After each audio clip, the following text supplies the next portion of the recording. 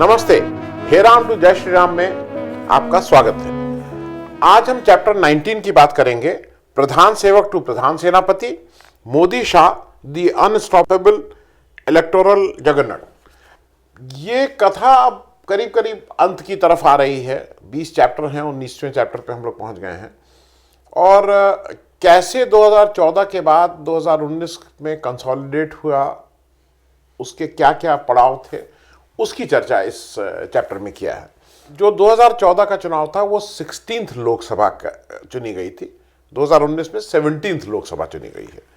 और एक और चीज ये है कि इससे पहले, क्योंकि आपको अगर याद हो, और खास करके 90-80 के दशक में पूरा टर्म नहीं चल पा रही थी, चल भी रही थी तो बहुत डिस्टर्ब थी।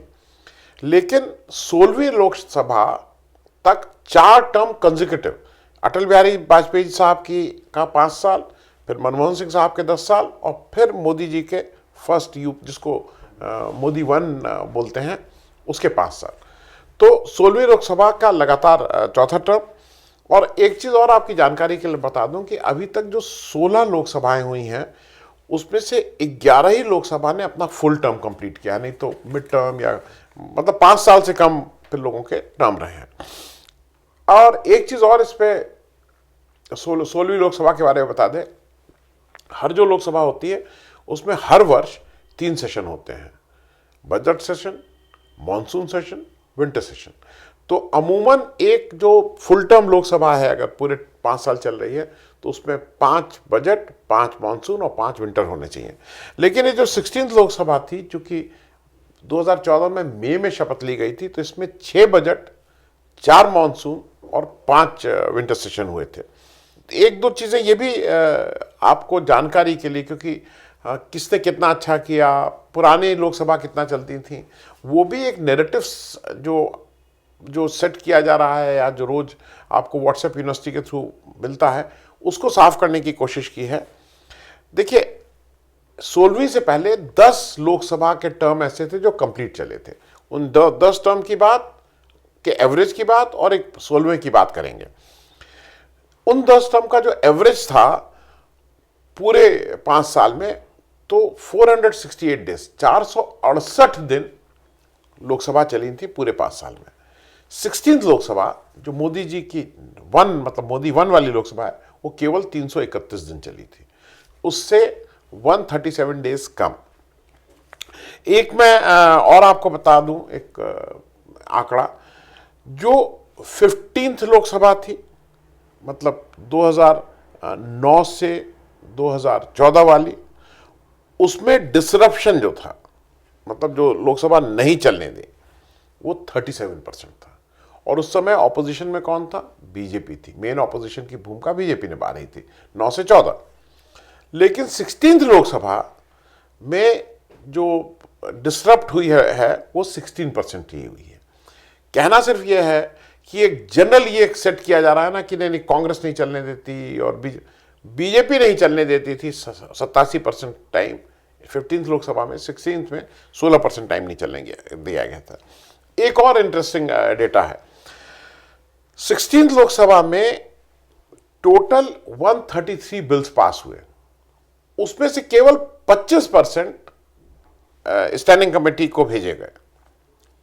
जो 14th लोकसभा थी, 14th लोकसभा का मतलब 2004 से 2009 वाली, उसमें 60% जो बिल थे वो स्टैंडिंग कमेटी को भेजे गए थे। जो 15th लोकसभा थी 9 से 14 वाली, उसमें 71% भेजे गए थे।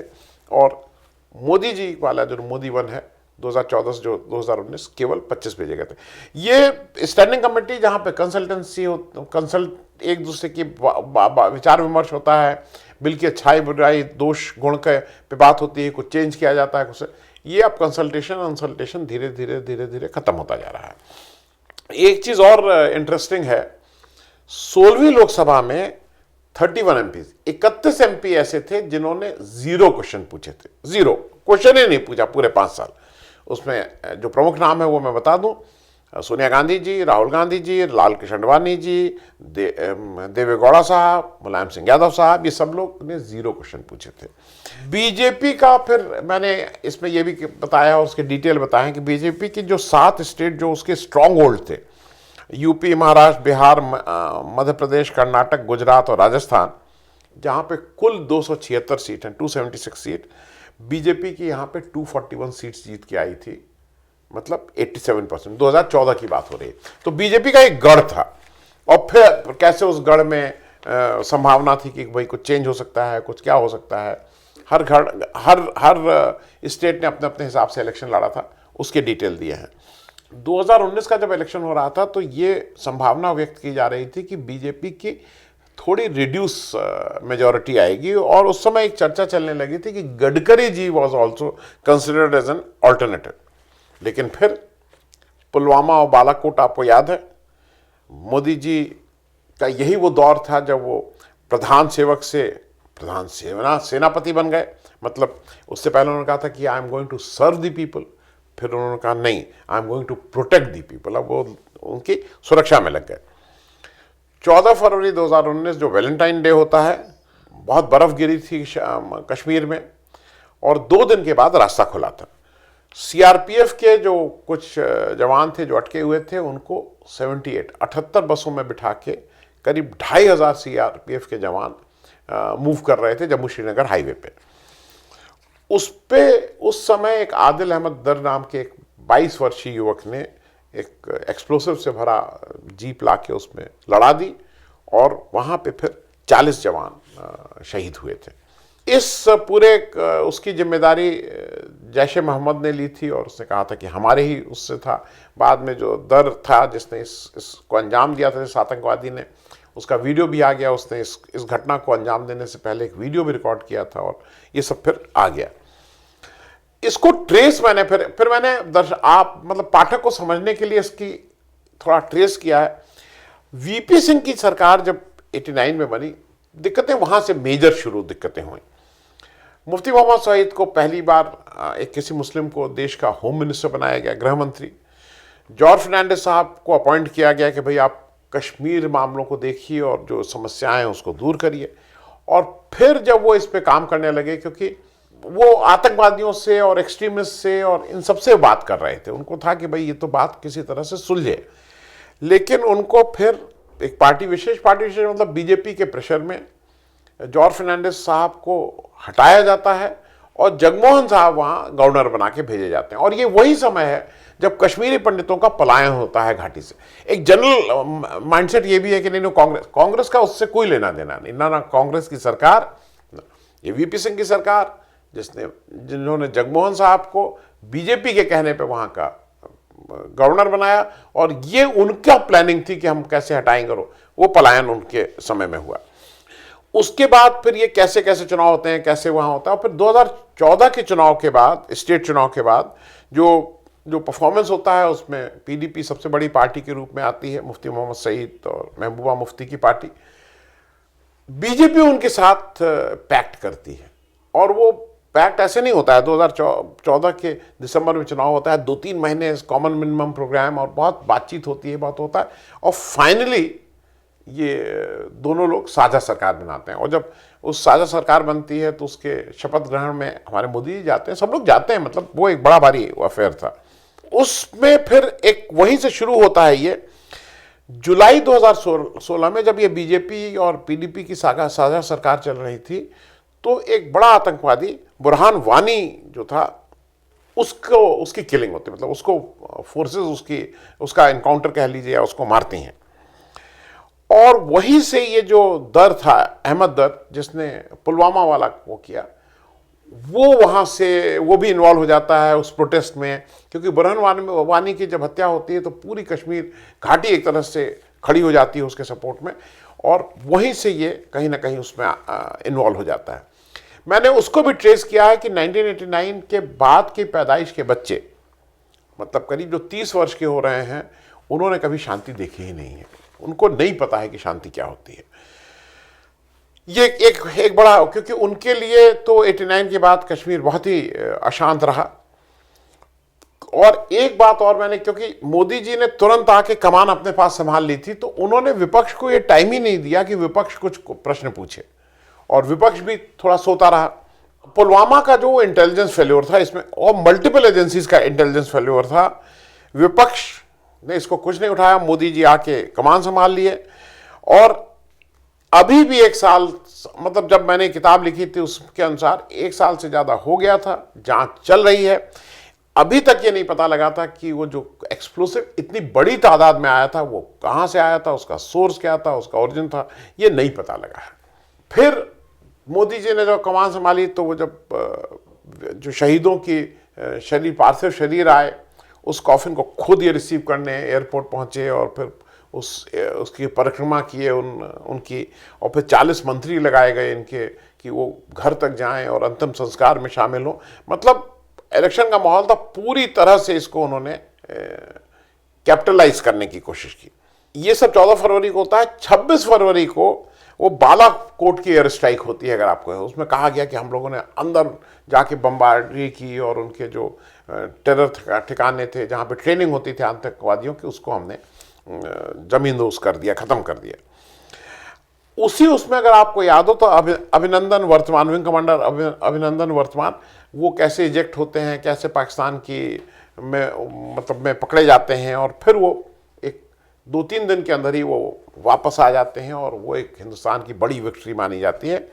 और फिर इलेक्शन में मोदी जी और बीजेपी एक नया नारा करती है कि घर में घुस के मारेंगे, और वो बहुत पॉपुलर होता है और उसको कारगिल 2 की तरह भी दिखाने लगते हैं कि मैंने फिर वो चर्चा भी की है जो 99 में अटल बिहारी वाजपेयी एक वोट से जब उनकी सरकार गिर गई थी, और ये भी मैंने याद दिलाया है कि वो नो कॉन्फिडेंस मोशन नहीं हारे थे, वो कॉन्फिडेंस मोशन लाए थे, ट्रस्ट वोट था, नो ट्रस्ट वोट नहीं था। और उसमें जब मायावती, अब वो अभी भी है कि 3 लोगों के किसके वोट से सरकार गिरी, क्योंकि उसमें मायावती जी सुबह मिलती हैं अटल बिहारी वाजपेयी से और उनको दिलासा देती हैं कि मैं आपके साथ वोट करूंगी, यहाँ आके उनके अगेंस्ट वोट कर देती हैं।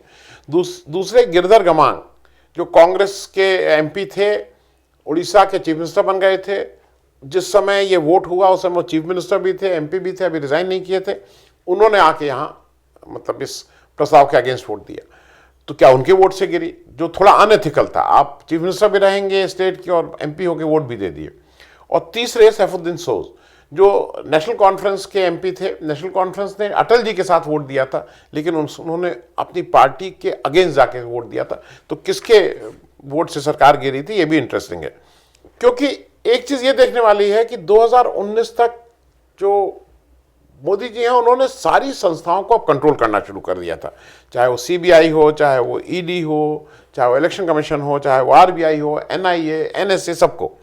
और बहुत आसानी से यूएपीए और एनडीपीएस और इन सब का इस्तेमाल होने लगा था। मैंने फिर उसमें जो सीबीआई के झगड़े हैं, कैसे उसमें डायरेक्टर और उनके मतलब स्पेशल डायरेक्टर, इनके झगड़े सार्वजनिक रूप से सबके सामने हो रहे थे। फिर मैंने इलेक्शन कमीशन के उन दिनों की याद दिलाई है जब सेशन साहब का दबदबा हुआ करता था। मतलब इलेक्शन कमीशन को जिन्होंने बेसिकली एक पहचान दी 90 से 90 to 96, मैं भी उनके सामने अपीयर हुआ हूँ किसी एक पार्टी के रिप्रेजेंटेटिव होके, मैंने उस सब का जिक्र भी इसमें किया है। फिर मैंने इसमें बहुत डिटेल में समझाया है, और ये एक इंटरेस्टिंग इलेक्टोरल बॉन्ड की मैंने बात की है कि ये इलेक्टोरल बॉन्ड क्यों, जो 1000 से 10 लाख तक के बॉन्ड किए दे सकते हैं, इसकी ज़रूरत क्या है। क्योंकि देने वाले को इनकम टैक्स मतलब वो छूट मिलती है, किससे लिया ये कहा यह जाता है कि पता नहीं लगेगा, लेकिन ये बिल्कुल पता रहता है कि किससे दिया गया, किससे नहीं दिया गया। दूसरा एक इंपॉर्टेंट चीज़ ये थी कि इसको एज मनी बिल पास कराया गया, जबकि मनी बिल, एक चीज समझ लिए, मनी बिल वो है जिसका लोकसभा से पास होना जरूरी है, वो राज्यसभा में से ना भी पास हो तब भी होता है। सरकार ने इसको मनी बिल के तौर पे पास कराया क्योंकि उसको खतरा था कि राज्यसभा में शायद ये पास न हो, क्योंकि जो मनी बिल होते हैं वो कंसोलिडेटेड फंड ऑफ इंडिया से, जिसका खर्चे का ब्यौरा हो, वहां से किए जाते हैं। इसका कोई कंसोलिडेटेड फंड ऑफ इंडिया से लेना देना नहीं, लेकिन फिर भी ये 1 फरवरी को। अच्छा, इसमें बहुत से इन्होंने वो किए, जैसे एक चीज यह है कि 1% वोट पाने वाली जो पार्टी होगी मिनिमम लास्ट इलेक्शन में वही वो है।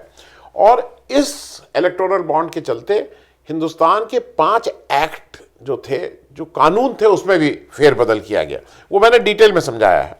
आरबीआई एक्ट 1934 को चेंज किया गया, इनकम टैक्स एक्ट को चेंज किया गया, आरपीआई एक्ट को चेंज किया गया, रिप्रेजेंटेटिव ऑफ पीपल्स एक्ट जो है, कंपनीज एक्ट को चेंज किया गया। उसमें यह भी है कि पहले आप 7.5% आपका जो टोटल प्रॉफिट है उसका 7.5% से ज़्यादा नहीं दे सकते थे, और कुछ 3 साल पुराना। अब यह है कि आप घाटा भी कर रही है कंपनी तब भी वो कर सकता है, वो सारे कुछ हटा दिए गए। पहले डिस्क्लोजर ऑफ पॉलिटिकल पार्टी अब बताने की जरूरत नहीं है आपने किसको दिया किसको नहीं दिया। फिर FCRA एक्ट 1976 को भी चेंज किया गया, और चेंज ही नहीं किया गया, विथ रेट्रोस्पेक्ट चेंज किया गया, क्योंकि पुराने उसमें कांग्रेस और बीजेपी दोनों के ऊपर मुकदमा चल रहा था दिल्ली हाईकोर्ट में, दोनों फंसे हुए थे। लेकिन इस कानून को पिछली डेट से लागू कर दिया गया, जो होता नहीं है। पहले यह था कि प्रत्येक वर्ष में 4 बार हर 3 महीने के क्वार्टर में 10 दिन के लिए ये विंडो खुला करेगी जब कोई इलेक्टोरल बॉन्ड खरीद सकता है। फिर बाद में वह लोकसभा इलेक्शन के समय 30 दिन की विंडो होगी। लेकिन उस समय सरकार ने जैसे चाहा वैसे अलग से भी खोल के इसको पैसे को किया, उसमें कहीं कुछ नहीं था। इसमें यह भी था कि अगर 15 दिन के अंदर 15 दिन की वैलिडिटी है, 15 दिन के अंदर अगर नहीं बनाया गया तो बेकार होता, और वो फिर PM रिलीफ फंड में जाएगा। कैसे सरकार ने उसमें भी वो करके जब PM रिलीफ फंड और पॉलिटिकल पार्टी को चुनने की बात आई तो सरकार ने PM रिलीफ फंड को नहीं चुना, पॉलिटिकल पार्टी को चुना, वो भी मैंने बताया है। एक चीज और मैंने इसमें डिटेल में बताई कि RBI की सॉवरेन पावर्स को भी इसमें कर्टेल हुई हैं। 28 जनवरी 2017 को दिन में 1:45 सैटरडे को एक मेल जाती है RBI को मिनिस्ट्री ऑफ फाइनेंस की तरफ से उनका अप्रूवल लेने के लिए। 29 को संडे है, 30 की सुबह उन लोग 30 जनवरी की सुबह रिस्पॉन्ड करते हैं विद अ स्ट्रॉन्ग ऑब्जेक्शन कि नहीं हो सकता है, लेकिन वो नहीं मानते हैं और उसको फाइनेंस बिल करके 1 फरवरी को पास करा देते हैं। क्योंकि एक चीज और देख लीजिए, ये भी मैंने बताया कि दुनिया के जितने स्टैब्लिश्ड लोकतंत्र हैं, चाहे वो US हो चाहे UK हो, इस तरह के इलेक्टोरल बॉन्ड का कहीं प्रोविजन नहीं। सब जगह है कि अगर आप एक लिमिट से ऊपर पैसा देते हैं तो पूरा खुलासा सबको पता होना चाहिए। और इसका मैंने ये भी बताया कि कैसे रंजन गोगोई साहब ने, जो उस समय जस्टिस थे, जस्टिस रंजन गोगोई साहब ने अपने एक ऑर्डर में उसमें लिखवाया था कि इसको कहते हुए कि अगर आप ये कर रहे हैं तो black money only becomes white, ये उन्होंने उस समय ऑब्जर्व किया था। फिर मैंने इसमें यह भी बताया कि कैसे कैसे जो मोदी 1 का राज था 2014 से 2019 तक आते आते जो पार्टी और सरकार के बीच की जो एक लाइन होती है, जो एक सेपरेट वो होता है कि ये अलग ये अलग, वो कैसे खत्म होने लगी और दोनों सरकार और पार्टी एक ही होने लगे, चाहे वो मंत्री हो चाहे वो उनके कामकाज करने का ढंग हो इत्यादि इत्यादि। फिर मैंने एक चीज़ की और याद दिलाई, आप लोगों को भी याद होगा 2019 इलेक्शन में एक नमो टीवी आया था। वो सारे कानूनों को धता बता के, जो स्टैब्लिश देश के कानून थे उसको किसी को नहीं माना था, मोदी जी ने उसको 26 मार्च 2019 को लॉन्च किया और 17 मई 2019 को जब इलेक्शन खत्म हो गया वो अपने आप ही स्वतः खत्म हो गया था। उसमें कितने नॉर्म्स को नहीं माना गया है, कितने कानून का उल्लंघन हुआ है, वो मैंने डिटेल में बताया है, और किस तरह से इलेक्शन कमीशन इस सारे उसमें बिल्कुल चुप्पी साधे रहा है। फिर मैंने कल्याण सिंह एज गवर्नर, उन्होंने जब अपने गृह जनपद आए और उन्होंने कैसे मॉडल कोड ऑफ कंडक्ट का वायलेशन किया, एज गवर्नर उन्होंने एक पार्टी विशेष के लिए बात कही। इलेक्शन कमीशन ने उसकी रिपोर्ट उनको उनके ऊपर चार्जेस फ्रेम करने के लिए और कार्रवाई करने के लिए प्रेसिडेंट को लिखा और प्रेसिडेंट उसको दबा के बैठ गए। हालांकि अब तो ना कल्याण सिंह, उसके बाद गवर्नर भी हट गए, अब तो कल्याण सिंह की डेथ भी हो गई, लेकिन प्रेसिडेंट की तरफ से उस पर अप्रूवल नहीं आया। फिर मैंने उसमें एक और बात कही है कि उत्तर प्रदेश का 2017 के इलेक्शन में ये बिल्कुल क्लियर कर दिया था बीजेपी ने कि अब वो किस रास्ते जा रही है। 403 कैंडिडेट में 0 कैंडिडेट मुस्लिम थे, कोई मुस्लिम कैंडिडेट नहीं था, क्योंकि मोदी जी का जो राष्ट्रवाद का नारा था वो उसमें जो आर्थिक प्रश्न है आपके, बेरोजगारी, महंगाई, ये सब गौण है, वो तो केवल राष्ट्रवाद, और वो परफॉर्मेंस की जगह उनको लगा कि राष्ट्रवाद का नारा उनको इलेक्शन की नैया ज़्यादा आसानी से पार करा देगा। मैंने एक चीज़ और कही, 2019 में बीजेपी के नेता लोगों ने पाकिस्तान नाम इतनी बार लिया है कि अगर कोई बाहर का नया व्यक्ति हो तो उसको लगेगा क्या क्रॉस बॉर्डर इलेक्शन हो रहा है, क्या पाकिस्तान में भी इलेक्शन हो रहा है, क्योंकि इतना पाकिस्तान का नाम लिया गया है। और फिर मैंने ये भी कहा है कि किस तरह से सक्सेसफुली मोदी जी और उनकी टीम ने एक फैक्टर किया TNA, there is no alternative. ये एक फैक्टर आज तक लोगों के मन में है कि भाई मोदी जी का ऑल्टरनेटिव कौन है। ये फैक्टर बहुत सक्सेसफुली लोगों के दिमाग में बिठाने में मोदी जी और उनकी टीम सफल रही है। ये चैप्टर 19 से अगले हफ्ते आखिरी चैप्टर के साथ इस किताब का कंप्लीट होगा। मैं आपसे फिर आग्रह करता हूँ कि किताब लीजिए, पढ़िए। हिंदी वर्जन शायद हम लोग नवंबर में इसको लॉन्च करने की कोशिश में, अनुवाद चल रहा है, अब जितना भी टाइम लगे। Thank you so much.